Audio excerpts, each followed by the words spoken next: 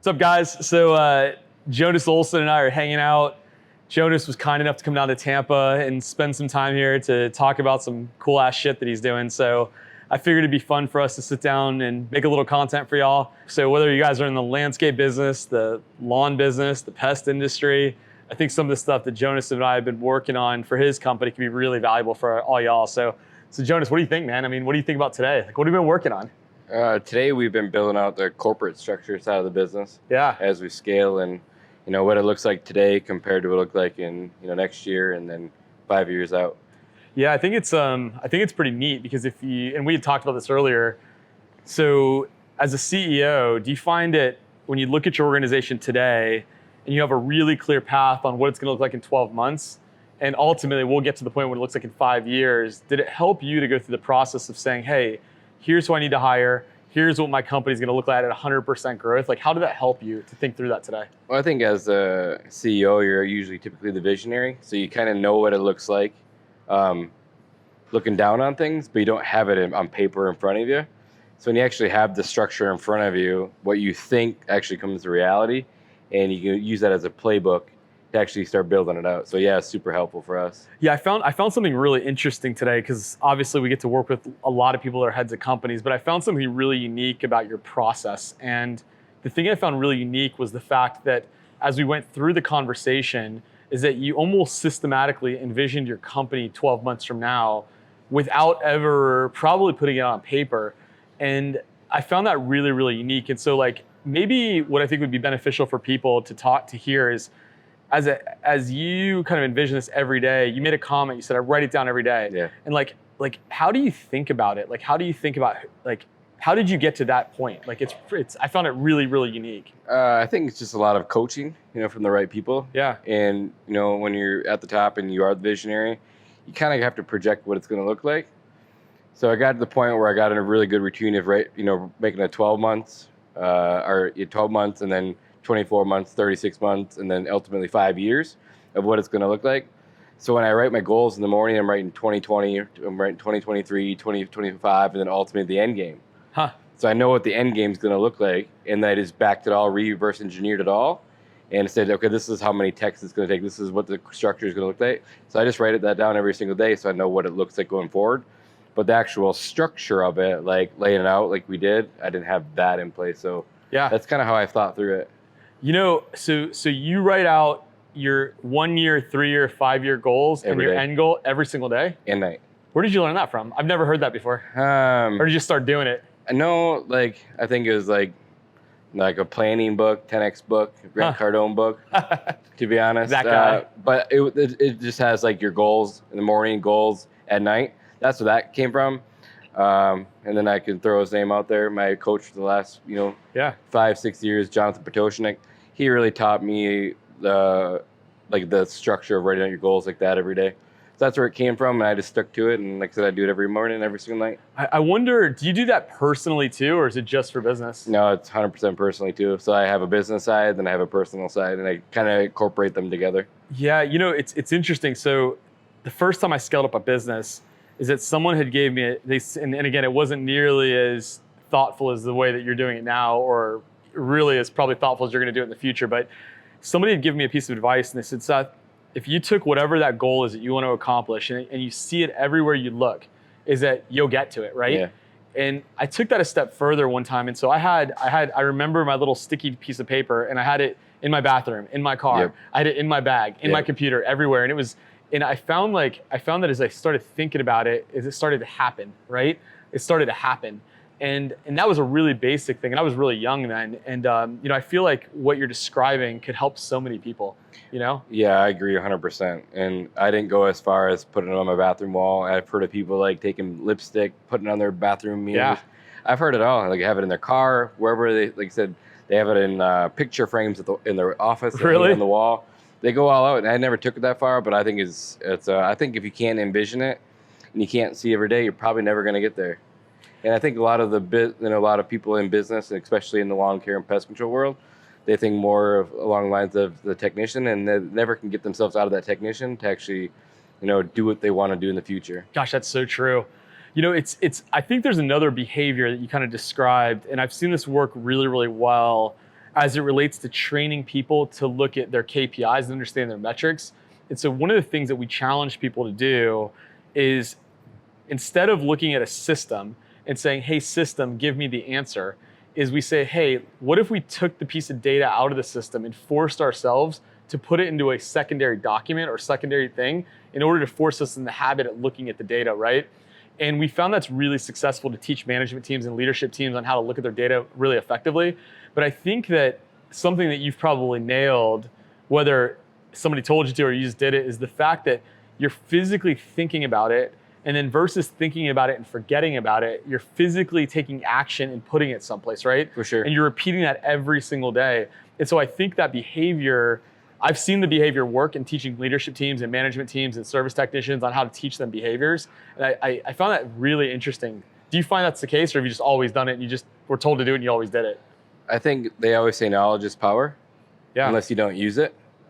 It's a great analogy. So if you don't ever use what you're told to do, there's no point in learning. So I'm an implementer. So when I learn things, like I have to get them out of my head and I got to actually put them in place, or it bothers me.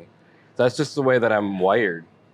So I don't know if it's a coachable thing as that standpoint. You're better at coaching than I am, but that's how I do it. That's how it's natural for me. Yeah, it's interesting because we worked together for a little bit now, and I find that you, out of all the companies that I work with, there's about 3 or 4 guys that are similar to you, who they want to learn it, be experts, do it. Yep. And there's no gray area. And I find it interesting because it's almost like even if we implement something that might not be perfect, but we focus on it and do it, success happens, right? Yeah, and I think that's where people fail a lot as well.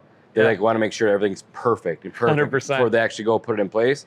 Or if you just go put it in place and you grow, you go back and it breaks and you fix it.